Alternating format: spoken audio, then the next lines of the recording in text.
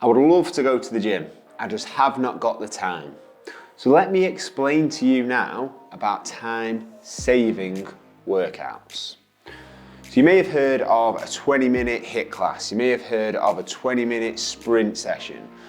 All these type of workouts have the emphasis on the small amount of time it takes you to do it, and we think that's going to save us time in the long term. But what is a true time-saving workout? It's not too short, but it's also not too long. You must be able to progress in the same amount of time and never have to increase the amount of time you do the exercise. So I'll say that again. It's not too short a time, it's not too long a time, but you must be able to progress continually in that time without increasing the time. Any guesses what the style of training is? Of course, it's the Thq Training Method. Now you only need to come 3 times a week for the training sessions, 3 times a week. The sessions are only 45 minutes, which does save you time, but it's high intensity weight training. So we still train for 45 minutes, but within that 45 minutes, as we get stronger over a period of time, we get more and more out of that session, we burn more and more calories, we progress more of a body transformation, but we still train for 45 minutes. So this is how your results can progress long term with only training for exactly the same amount of time each time. Now let me compare this to cardio.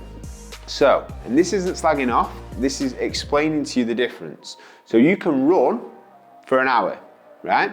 You'll get loads out of that at the start, you'll burn loads of calories, you'll feel like you've really progressed, and you probably will have done because you'll have burnt loads of calories. You'll go home, you'll be quite hungry, you'll eat the calories. You probably won't eat that amount of calories because you'll have burnt off quite a lot. But then as we get better at that hour's run, we'll burn less and less calories because we get more efficient. So think of it as a postwoman or postman or a nurse. They do 25, 30,000, probably plus more steps a day, right?